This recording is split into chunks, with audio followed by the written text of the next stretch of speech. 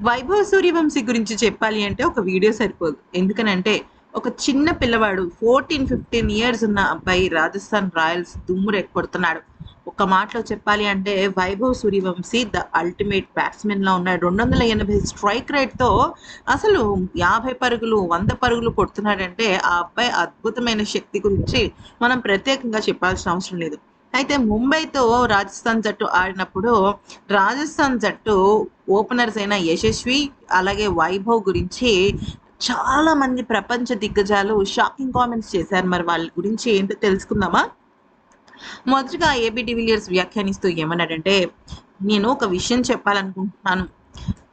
ఫస్ట్‌లో ఐపీఎల్ అనేది ఒక రకమైన ఫార్మాట్‌లో ఉండేది. ఆటగాళ్ళకి సంబంధించిన వాళ్ళు దానికి తగ్గట్టుగానే ఉండేవాళ్ళు. కానీ ప్రస్తుతం ఐపీఎల్ గురించి చూడాలి అంటే, అసలు దానిలో ఉన్న ఆటగాళ్ళ గురించి చెప్పాలి అంటే మైండ్ బ్లాక్ అవుతుంది.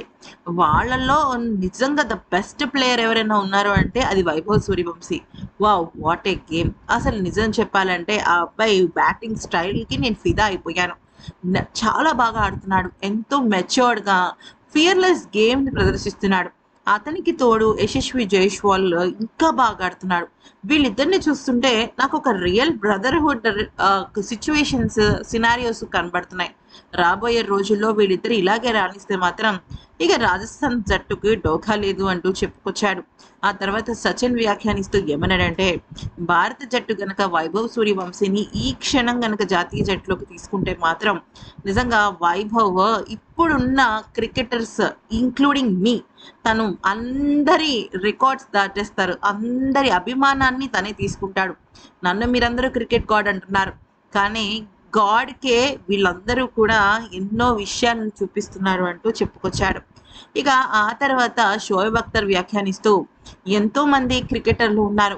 దేశ విదేశాలకి సంబంధించి చాలామంది చాలా ఆటగాళ్ళు ఉన్నారు. కానీ వైభవ్ సూర్యవంశీ వాళ్ళలో ద బెస్ట్ ఆటగాడని చెప్పొచ్చు. కానీ వైభవ్ విషయంలో నాకొక చిన్న విషయం ఉంది. అదేంటి అంటే రాబోయే కాలంలో వీళ్ళందరూ ఇంతలాగా తనని ఎక్కేస్తుంటే అంటే నువ్వు బాగా ఆడుతున్నావు అని పొగుడుతుంటే బహుశా ఫ్యూచర్‌లో తనకి ఊహించని విధంగా హెడ్ వెయిట్ వస్తే మాత్రం తన పరిస్థితి కొద్దిగా మందగించొచ్చు. అది కాపాడుకోవాలి అంటూ చెప్పుకొచ్చాడు. ఇక మైకేల్ వాన్ మాట్లాడుతూ ఏమన్నాడంటే, రాజస్థాన్ జట్టుకు దొరికిన ఒక అద్భుతమైన డైనమైట్ తను.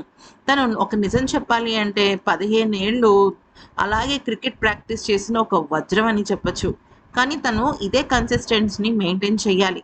లేకపోతే చాలా కష్టం అంటూ చెప్పుకొచ్చాడు. ఈ వీడియో గనుక నచ్చితే లైక్ చేసి సబ్స్క్రైబ్ చేసుకోండి.